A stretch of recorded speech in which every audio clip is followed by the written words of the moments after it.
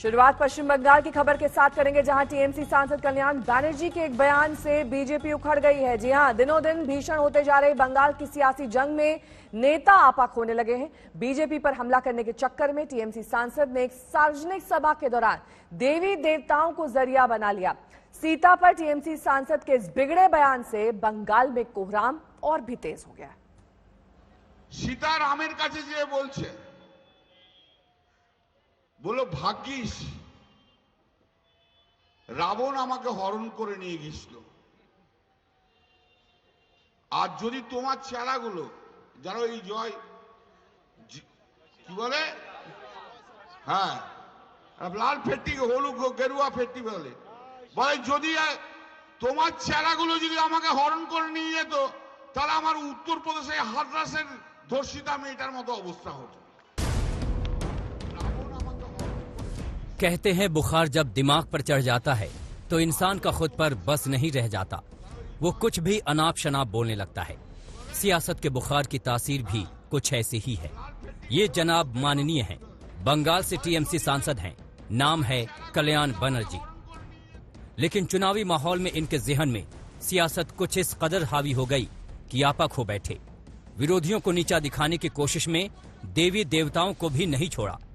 राम और सीता को लेकर मन मर्जी का किस्सा गढ़ डाला और अपने समर्थकों के बीच चटखारे ले लेकर परोस भी दिया। सीता रामेर काছে যে বলছে, বলো ভাগ্যিস রাবণ আমাকে হরণ করে নিয়ে গেছিল।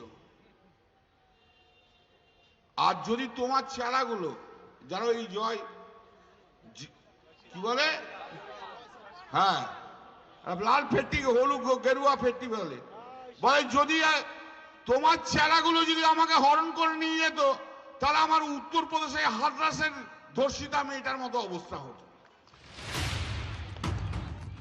तय था कि कल्याण बनर्जी के ऐसे बोल अनसुने नहीं जाएंगे। बंगाल की जमीनी सियासत से लेकर सोशल मीडिया तक उनका ये बयान गूंजने लगा। मेघालय के पूर्व गवर्नर और बीजेपी के तथागत रॉय ने ट्विटर पर कल्याण बनर्जी के खिलाफ मुहिम छेड़ दी। इस इंसान को जानते हैं? कल्याण बनर्जी एक हिंदू ब्राह्मण और टीएमसी सांसद। ये कह रहे हैं कि सीता राम के पास जाकर बोली, मेरा सौभाग्य था कि रावण ने मेरा हरण किया। अगर तुम्हारे चेलों ने मेरा हरण किया होता तो मेरा हाल यूपी की हाथरस पीड़ित जैसा हो जाता। राम भक्त जवाब देंगे। राम भक्तों ने इस ललकार का जवाब देने में देर नहीं लगाई। हावड़ा के गोलबाड़ी थाने में भारतीय जनता युवा मोर्चा ने टीएमसी सांसद के खिलाफ धार्मिक भावनाओं को ठेस पहुंचाने का केस दर्ज करा दिया है। ये जो वर्ड बोले कल्याण बनर्जी ने हमारे सीता माँ के लिए, ये बहुत गलत बात है और हमारे हिंदुओं के लिए बहुत आघात लगा है। इसलिए मैं अपने हिसाब से मैं जाकर इसे कंप्लेन किया और एफआईआर के लिए मैं गोलाबाड़ी गया। मैं चाहता हूँ कल्याण बनर्जी हमारे गुरु सीता माता के लिए माफी मांगे। बंगाल में ममता सरकार को उखाड़ फेंकने का अभियान चला रही बीजेपी के पास मुद्दों की कमी नहीं है। अल्पसंख्यकों का तुष्टीकरण, हिंदू विरोधी जैसे तीर बीजेपी के तरकश में भरे पड़े हैं। कल्याण बनर्जी जैसे नेताओं के बयान इन तीरों की धार को और तीखा बना रहे हैं। कल्याण बंदोपाध्याय ने जिस तरीका से राम के ऊपर जो जैसा बोला है, जो स्टेटमेंट दिया है, बहुत ही गलत स्टेटमेंट है। क्योंकि पश्चिम बंगाल में तृणमूल सरकार का तुष्टीकरण का राजनीति उसका पसंद है, वोट बैंक का पॉलिटिक्स उसका पसंद है। इसलिए हमारा जो संस्कृति है, जो रामायण महाभारत हम लोग छोटी उम्र से इसको स्कूल में हम लोग घर में ये पढ़ी हुई है, इसका ऊपर अपमान कर रहा है। हम लोग चाहते हैं इसका जवाब 21 में जनता देंगे। पश्चिम बंगाल में कोई ऐसा दिन नहीं जाता जब बीजेपी और टीएमसी कार्यकर्ताओं में झड़प न होती हो। बड़े नेताओं की चुनावी रैलियों से पहले और उसके बाद सियासी लड़ाई खूनी रंग ले लेती है। बीजेपी अध्यक्ष जेपी नड्डा भी बंगाल के सियासी चरित्र के भुक्तभोगी बन चुके हैं। बीजेपी इस तरह की घटनाओं को अपने पक्ष में बुनाने की कोशिश में होती है तो ममता के सिपा सालारों के बयान भी उसके चुनावी एजेंडे की ताकत ही बन रहे हैं। मनोज लोईवाल और दीपक देवनाथ के साथ वैद्यनाथ झा, कोलकाता आज तक। कल्याण बनर्जी के इस बयान पर बीजेपी में तीखी प्रतिक्रिया है। केंद्रीय मंत्री प्रहलाद पटेल ने कहा कि जनता इनका हिसाब करेगी। जनता इसका हिसाब जरूर करेगी। और देश के लोगों को समझना चाहिए कि जो लोकतांत्रिक व्यवस्था में चुनकर आते हैं, अगर वो अमर्यादित हैं और इतने अमर्यादित हैं जिनकी निंदा जैसे शब्द भी छोटे पड़ जाएं, तो ऐसे लोगों के खिलाफ कोई इंतजाम जरूर होना चाहिए। सर, आप मानते हैं? और ज्यादा जानकारी के साथ मेरी सहयोगी मनोज्ञा लोईवाल इस वक्त जुड़ गई हैं कोलकाता से। मनोज्ञा, कल्याण बैनर्जी के इस बयान पर पार्टी कोई कार्रवाई करेगी या फिर पल्ला झाड़ लेगी हमेशा की तरह? फिलहाल तो पार्टी ने चुप्पी साध रखी है, क्योंकि हर बार जब इस तरह के बयान आते हैं तो तृणमूल कांग्रेस में इस बात पर चुप्पी रहती है। अंदरूनी माहौल जरूर खराब हो रखा है, क्योंकि अगर 2019 में जय श्री राम का नारा लग गया था तो अब सीता माता के ऊपर इस तरह की टिप्पणी हो सकता है तृणमूल कांग्रेस को काफी महंगी पड़े, क्योंकि बीजेपी इसको जाने देने वाली नहीं है। जगह जगह विरोध प्रदर्शन की बात हो रही है कि हो सकता है आज या कल के अंदर बीजेपी प्रदर्शन भी करे। FIR हो ही चुकी है। एक चुने हुए सांसद द्वारा इस तरह के वक्तव्य रखना अपने आप में जिस तरह से कई सवाल खड़े करता है, तो उसके साथ दूसरी ओर पार्टी की मंशा और बीजेपी के आरोप का खंडन कई जगह उसे और ज्यादा ताकत दे देता है। साथ ही मनोज्ञा, जिस तरीके से अब आर पार की जंग छिड़ गई है, पश्चिम बंगाल के चुनाव बेहद नजदीक हैं, ऐसे में अब ये अमूमन देखा जाएगा कि मंच पर आप चढ़िए, किसी भी देवी देवता या फिर किसी के प्रति भी आप शब्दों का इस्तेमाल करिए और वहां पर सुर्खियां बटोरिए। देखिए, राजनीति में ऐसा होता है, अमूमन हर चुनाव में ऐसा होता है, वो बिहार, बंगाल, असम या फिर तमिलनाडु के चुनाव हो। लेकिन इस बार जिस तरह से आर पार की लड़ाई है, तृणमूल कांग्रेस पर जिस तरह से आरोप लगे हैं, बार बार तुष्टीकरण की राजनीति का हो या फिर जिस घुसपैठ की राजनीति का हो, या कई ऐसे आरोप लगे हैं जिनका खंडन करना कई मामलों में मुश्किल हो रहा है पार्टी के लिए।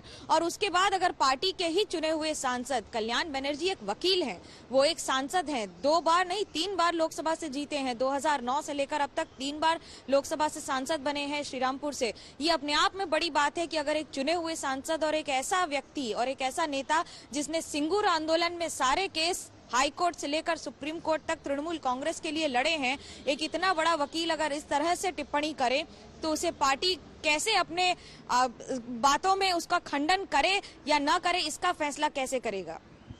बहुत बहुत शुक्रिया मनोज्ञा तमाम जानकारी के लिए आपका। बात कोरोना टीकाकरण की करेंगे, जल्द ये शुरू होना है और इसको लेकर तमाम तैयारियों के बीच पीएम मोदी आज राज्यों के मुख्यमंत्रियों के साथ बड़ी बैठक करने वाले हैं। आपको बता दें, शाम 4 बजे होने वाली इस बैठक में टीकाकरण की अंतिम तैयारियों पर मंथन किया जाएगा। मोदी राज्यों के वैक्सीनेशन से जुड़े सवालों के जवाब भी देंगे। इस दौरान टीकाकरण के खर्च का मुद्दा भी उठ सकता है। ज्यादातर राज्य सरकारें मुफ्त टीकाकरण की वकालत कर रही हैं। देश में 16 जनवरी से टीकाकरण अभियान के बारे में प्रधानमंत्री पहले ही ऐलान कर चुके हैं। पहले दौर में 3 करोड़ लोगों को टीका लगने की तैयारी है। इधर उत्तर प्रदेश में आज वैक्सीनेशन के आखिरी दौर का ड्राई रन किया जाएगा। यूपी में इस तरह की मॉक ड्रिल तीसरी बार की जा रही है। आज पूरे प्रदेश में 1,500 जगहों पर तैयारियां परखी जाएंगी। इसमें राजधानी लखनऊ के 61 अस्पताल शामिल होंगे। तो टीकाकरण को लेकर पुणे के सेरम इंस्टीट्यूट में तैयारियां चल रही हैं। इस समय वहां वैक्सीन को स्पेशल ट्रक्स में लादकर भेजने की प्रक्रिया हो रही है।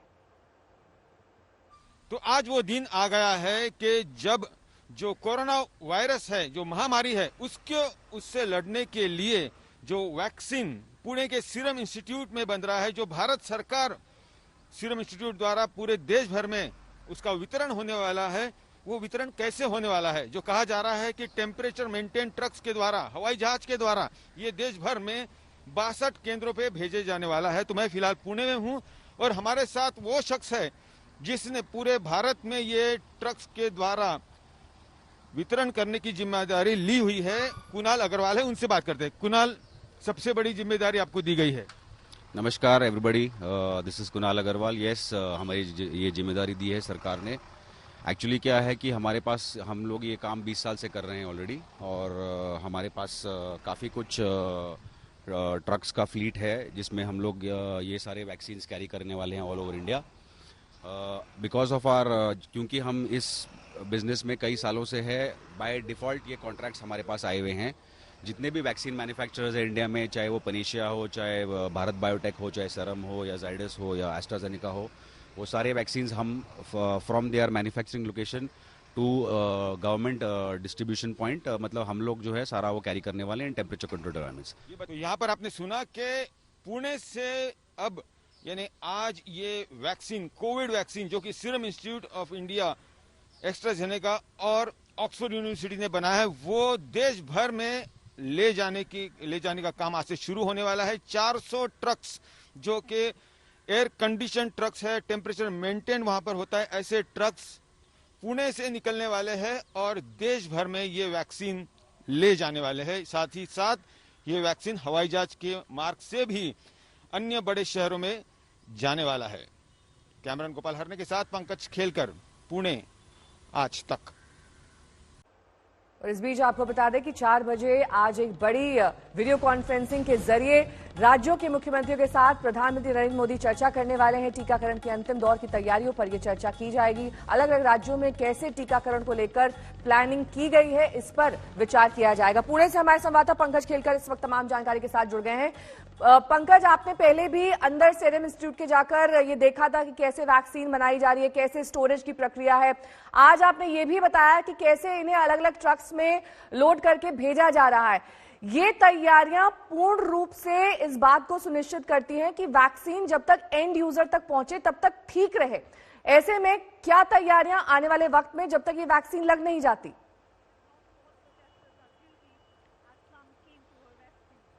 यहाँ ये जो आप एक्सक्लूसिव तस्वीरें देख रहे हैं, ये सिर्फ और सिर्फ आज तक पर है कि ये वो ट्रक्स है, ये वो जो कूल चेन ट्रक्स है जो वैक्सीन पूरे देश भर में ले जाने वाले हैं। और यहाँ पर जो दिखाई दे रहा है कि 400 ऐसे ट्रक्स है, वातानुकूलित यानी एयर कंडीशन ट्रक्स है, बहुत ही खास ट्रक्स है जो सिर्फ और सिर्फ दवाइयों के लिए होते हैं। वो ट्रक्स यहाँ से यानी पुणे से निकलेंगे, सीरम इंस्टीट्यूट ऑफ इंडिया जाएंगे।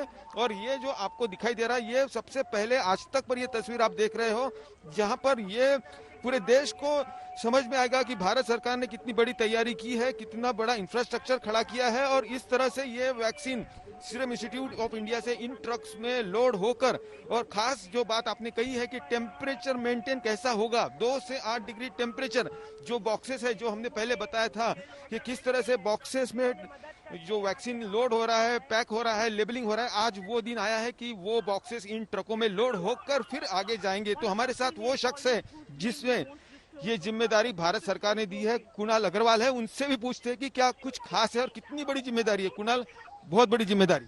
नमस्कार जी, ऑफ कोर्स ये बहुत बड़ी जिम्मेदारी है। हमारे पूरे सब देशवासियों को कोविड वैक्सीन सही सुरक्षित सलामत हमें पहुंचाना है। तो वैसे तो हम ये काम जो है वैक्सीन ट्रांसपोर्टेशन और फार्मा ट्रांसपोर्टेशन कई सालों से कर रहे हैं, करीबन ऑलमोस्ट 20 साल हो गए हम लोग को इस पर्टिकुलर बिजनेस में। तो हमारे ट्रक्स जो है सारे गियर्ड अप है, दे गो फ्रॉम -25 टू +25। तो हम लोग कोई भी वैक्सीन कोई भी टेम्परेचर रेंज में कैरी कर सकते हैं and we are fully equipped and ready to go. हवाई जहाज से जाने वाला है वैक्सीन, साथ ही साथ रोड मार्ग से भी जाने वाला है। तो ये जो आपको जिम्मेदारी दी है कि रास्तों के सड़क के मार्ग से पहुंचाना है, तो जो ट्रक्स कितने हैं, कैसी सुरक्षा व्यवस्था है? करीबन 400 ट्रक्स हैं हमारे अभी, और ये ईच ट्रक जो है मल्टीपल ट्रिप्स करेगा ऑल ओवर दुनिया के इंडिया के हर कोने में हम ये लेके जाएंगे वैक्सीन। और जो है स्टेट पुलिस और जो वेरियस स्टेट पुलिस हैं उनके साथ हमारी कोऑर्डिनेशन चल रही है for security and for convoys and आपके पास पंकज, आप जानकारी दे रहे हैं किस तरीके से अब ट्रक्स में लोड कर देश के अलग अलग हिस्सों में ये वैक्सीन पहुंचाई जाएगी। लेकिन बात अब किसान आंदोलन की करेंगे, क्योंकि दिल्ली बॉर्डर पर डटे किसानों के आंदोलन का 47वां दिन है। आज एक बार फिर इस मुद्दे पर सुप्रीम कोर्ट में सुनवाई होनी। दरअसल इससे पहले कल करनाल में किसानों का उग्र रूप देखने को मिला। सीएम खट्टर की रैली से पहले किसानों ने जमकर हंगामा किया, जिसके चलते रैली को ही टालना पड़ा। 3 कृषि कानून रद्द करने पर अड़े हुए हैं किसान। 47वां दिन है आंदोलन का। किसान संगठनों की मांग है कि तीनों कृषि बिल वापस लिए जाएं। 25 और 26 जनवरी को किसानों की ट्रैक्टर परेड होनी है। इसके पहले एक परेड पहले भी की जा चुकी है और उस पर किसानों का यह कहना था कि यह महज एक ट्रेलर है। असली परेड 25 और 26 जनवरी को की जाएगी। आज सुप्रीम कोर्ट में सुनवाई होनी है। कल करनाल में हमने देखा था किस तरीके से किसान उग्र हो गए थे। रैली से पहले जो बातचीत करने की बात थी, उस पर किसानों ने वहां संघर्ष किया था। तो 6 जनवरी के बाद आज फिर से किसानों का मुद्दा सुप्रीम कोर्ट में है। कोर्ट आज इस मसले पर जुड़ी सभी याचिकाओं पर सुनवाई कर सकता है। कोर्ट की कार्रवाई सुबह 11:30 बजे के आसपास शुरू होनी है और आज की सुनवाई में तीनों कृषि कानून की वैधता, किसानों पर किए गए बल प्रयोग और किसानों को दिल्ली बॉर्डर से हटाने की मांग करने वाली याचिकाओं पर सुनवाई की जाएगी। शनिवार को इस मामले में एक और याचिका दाखिल की गई है, जिसमें शाहीन बाग मामले में कोर्ट के आदेश का हवाला देते हुए किसानों को दिल्ली बॉर्डर से तुरंत हटाने की मांग की गई। वहीं सुनवाई से पहले किसान संघर्ष कोऑर्डिनेशन कमेटी ने एक बयान जारी किया है, जिसके मुताबिक किसानों ने कोर्ट का रुख नहीं किया है। सरकार पर आरोप लगाया गया है कि वो सुप्रीम कोर्ट को ढाल की तरह इस्तेमाल कर रहा है। तो कोर्ट के सामने सवाल यह है कि किसानों के खिलाफ बल प्रयोग को चुनौती कैसे दी जाए, इस पर याचिका डाली गई है। वहीं किसानों का यह आरोप है कि सुप्रीम कोर्ट को ढाल की तरह इस्तेमाल किया जा रहा है। सुनवाई से पहले किसान नेताओं का बयान देखिए। AIKSCC ने यह बयान दिया है कि सुप्रीम कोर्ट की कोई भूमिका है ना हो सकती है, ये मसला देश के राजनीतिक नेतृत्व को हल करना चाहिए। केंद्र सरकार सुप्रीम कोर्ट को राजनीतिक ढाल की तरह इस्तेमाल कर रही है।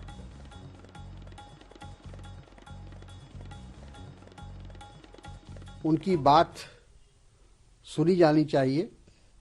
सुप्रीम कोर्ट को सो मोटू इस मसले को अपने हाथ में लेना चाहिए था और सरकार को निर्देश देना था कि जब इस देश के किसान इस कानून के खिलाफ हैं तो उन पर ये कानून क्यों थोपा जा रहा है। इतना शांतिपूर्वक, इतना अहिंसात्मक सत्याग्रह, इतने लोगों की मौजूदगी के बावजूद भी और इतना ज्यादा उत्तेजित करने के बाद भी, मौसम की प्रतिकूलता, बारिश भी देख ली, ओले भी देख लिए, सर्दी भी देख ली। मैं सलूट करता हूं वहां बैठे हुए किसानों का, जिन्होंने बहुत ही अहिंसात्मक ढंग से किया है। तो उन पर यह आरोप नहीं लग सकता उन्होंने बलपूर्वक रास्ता रोका है या उन्होंने कहीं से हिंसा की है। मुझे पूरी उम्मीद है सर्वोच्च न्यायालय इसका संज्ञान लेगा। वहीं नोएडा दिल्ली के चीला बॉर्डर पर किसान कृषि कानून के विरोध में अभी डटे हुए हैं। किसान रोज नए तरीकों से प्रदर्शन कर रहे हैं। किसानों ने चीला बॉर्डर पर दंगल का आयोजन कर सरकार को अपनी ताकत दिखाई है।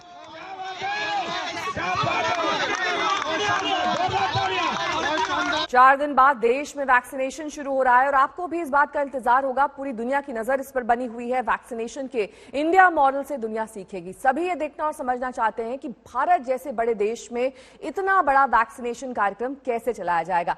30 करोड़ की आबादी में टीका लगाने का टारगेट है और ये दुनिया का सबसे बड़ा टीकाकरण अभियान होने वाला है। दुनिया आज सिर्फ भारत की वैक्सीन का इंतजार ही नहीं कर रही, बल्कि दुनिया का सबसे बड़ा वैक्सीनेशन प्रोग्राम भारत कैसे चलाता है, इस पर भी नजरें हैं।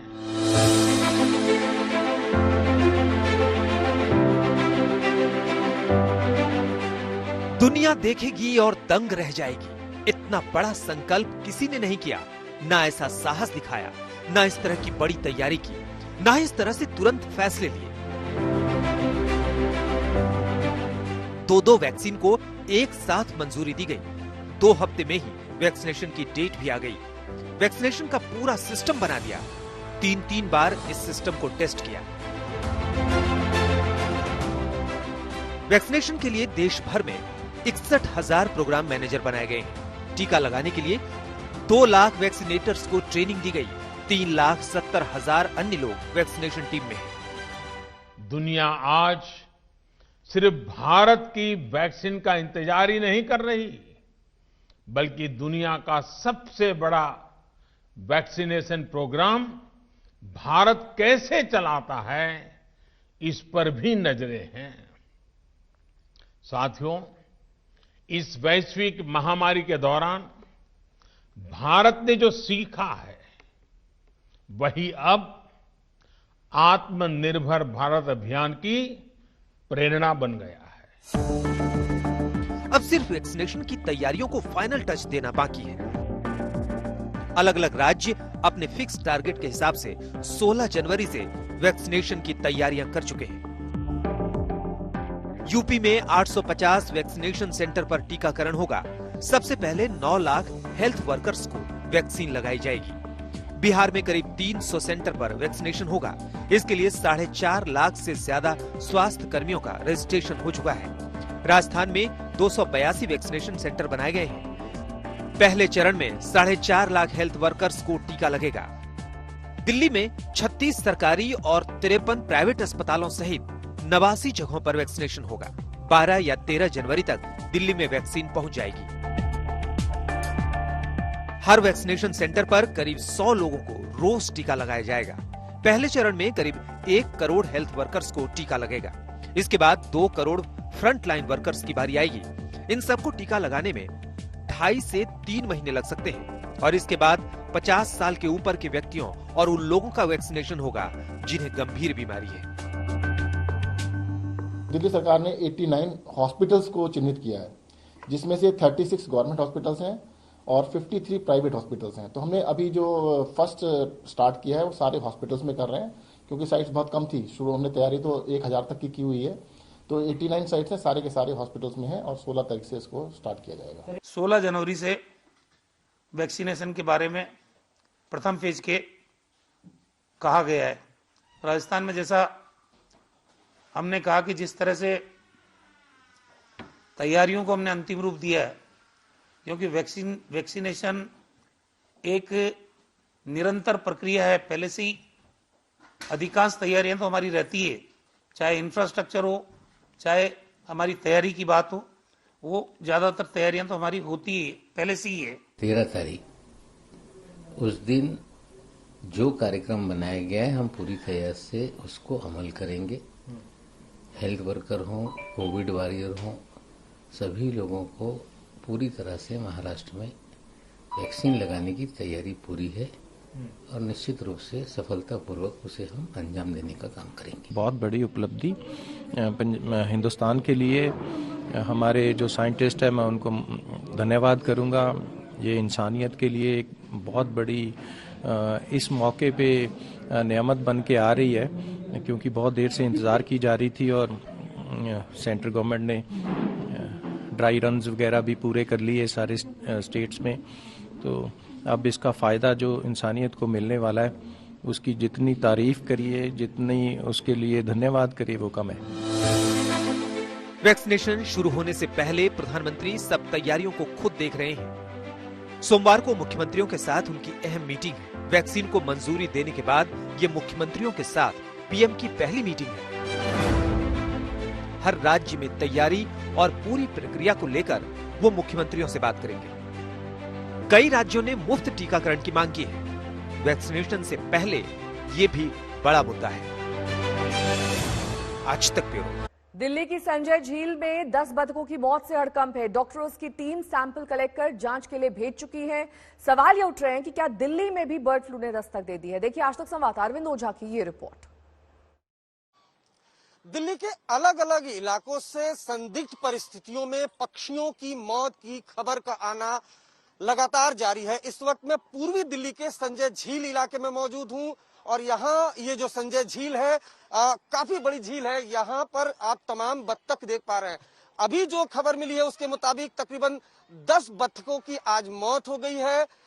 इस खबर के बाद सनसनी फैल गई। दिल्ली सरकार की डॉक्टरों की एक टीम यहाँ पर पहुंची और बाकायदा जो मृत बत्तख थे उनके जो सैंपल है वो कलेक्ट करके जो डॉक्टरों की टीम है वो लेकर गई है। यहाँ मैं आपको बता दूं कि मयूर विहार इलाके में इसी तरीके से कौवों की मौत की खबर आई थी। उसके अलावा हस्तसाल इलाका है, वहां से भी कौवों की मौत की खबर आई थी। और अब जो ये ताजा खबर है कि 10 बत्तख जो संजय झील में यहाँ पर थे उनकी मौत हो गई है।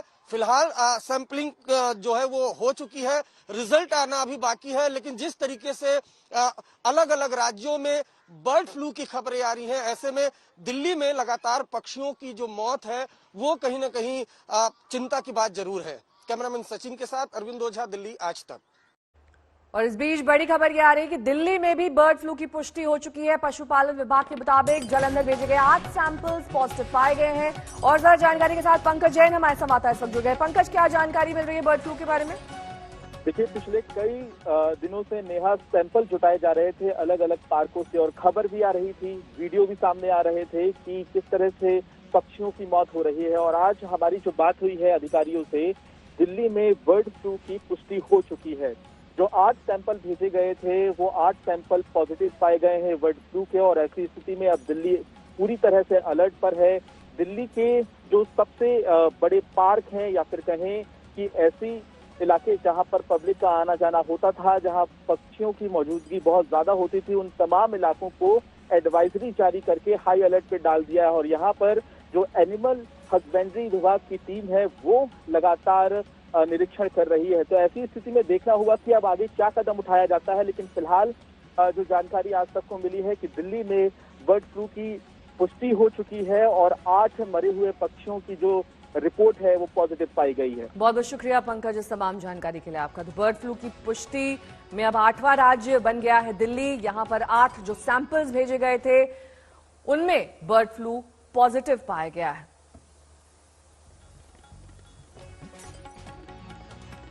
ये बड़ी खबर, दिल्ली में बर्ड फ्लू आ चुका है। यहां पर जो सैंपल्स भेजे गए टेस्टिंग के लिए वो पॉजिटिव पाए गए हैं और अब बर्ड फ्लू ने दिल्ली में भी दस्तक दे दी है। बर्फबारी जिंदगी पर भारी पड़ रही है। कश्मीर में शुक्रवार की राहत के बाद लोगों ने हालांकि राहत महसूस तो की, लेकिन शनिवार की बर्फबारी से फिर मुसीबत बढ़ गई है। श्रीनगर में सड़कों से बर्फ तो हट रही है, लेकिन ग्रामीण इलाकों में जिंदगी बर्फ में कैद हो चुकी है।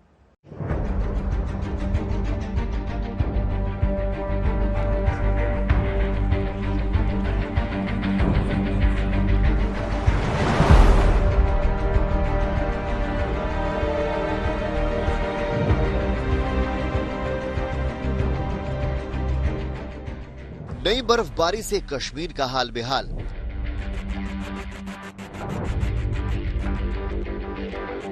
हर तरफ बर्फ ही बर्फ है।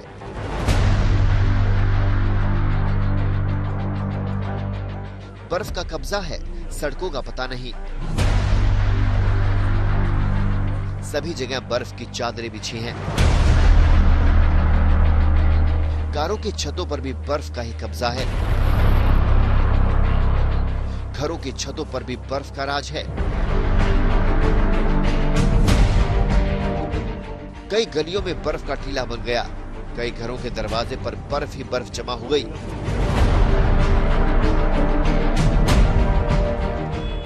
ये है हिंदुस्तान का जन्नत। बर्फबारी की नई किश्त ने फिर से घाटी को सफेद चादर से ढक दिया। हफ्ते भर बाद शुक्रवार को बर्फबारी बंद होने के बाद लगा कि जिंदगी फिर से पटरी पर आ जाएगी, लेकिन शनिवार की बर्फबारी ने मुश्किलें और बढ़ा दी। पूरे कश्मीर में पिछले एक हफ्ते से मौसम का मिजाज बिगड़ा हुआ है। न सिर्फ भीषण बर्फबारी हुई, बल्कि साथ ही साथ अब मौसम विभाग के सभी अनुमान गलत साबित हो रहे हैं। शुक्रवार को बर्फबारी से कुछ राहत मिली थी कश्मीर में और यातायात जो है वो आगे बढ़ने लगा था, लेकिन फिर शनिवार को एक बार फिर बर्फबारी हुई और आज रविवार को भी हर तरफ बादल छाए हुए हैं। यहाँ तक कि कश्मीर के कुछ इलाकों में बीती रात भी हल्की फुल्की बर्फबारी दोबारा हुई है। श्रीनगर शहर को छोड़कर घाटी के दूसरे इलाकों में जनजीवन पूरी तरह से पटरी से उतर चुका है। कई इलाकों में अभी भी लोग जुस्तजू में हैं कि वो किस तरह से अपने जनजीवन को दोबारा पटरी पर लाए। कश्मीर के ग्रामीण इलाकों का हाल और बुरा है।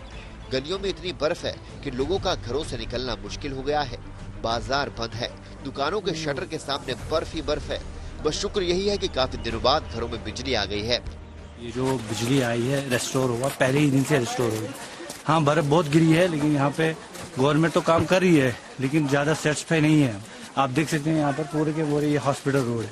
यहाँ देखिए कितनी बर्फ इन्होंने उठाई है। पूरी ज्यादा बर्फ नहीं उठाई है। हम चाहते हैं कि यहाँ से बर्फ उठे और ताकि यहाँ अगर दूसरी गाड़ी आई वो फंसेगी यहाँ पे, तो कोई भी आता है वो फंस जाएगा यहाँ पे। कई इलाकों में बर्फ हटाने का काम चल रहा है, लेकिन प्रशासन के सामने मुश्किलें हैं कि वो ना तो बर्फ कटर ला पा रहे हैं और ना ही अपनी गाड़ियां। बर्फ हटाने के लिए प्रशासन अब लोगों से मदद की गुहार लगा रहा है। फिलहाल कोशिश यही है कि बीमार लोगों तक मदद पहुंचे। मेन प्रेफरेंस हमारी होती है जितनी भी गलियां कोचिया है उसमें बेसिकली ये जो हमारी मशीनरी है वो पूरी तरह पहुंच नहीं पाती है। हम वहाँ पे मैन्युअली कर रहे हैं। लोग इस वक्त हम लोगों को बोलते हैं कि कॉपरेट करो हमारे साथ। और जो 5 फुट इस वक्त बर्फ है, जो छतों से बर्फ आ रही है, वो टोटल लगा के 10 फुट इस वक्त बर्फ है। हमारी प्रायोरिटी होती है इस वक्त मैक्सिमम जहाँ पे कोई बीमार होता है उसको निकालना होता है, उसको हॉस्पिटल पहुंचाना होता है, वो फर्स्ट प्रायोरिटी है। श्रीनगर में हालात कुछ बेहतर हैं। काफी दिनों बाद सड़कों पर रौनक दिख रही है। लोग घरों से बाहर निकल रहे हैं, काम पर जा पा रहे हैं।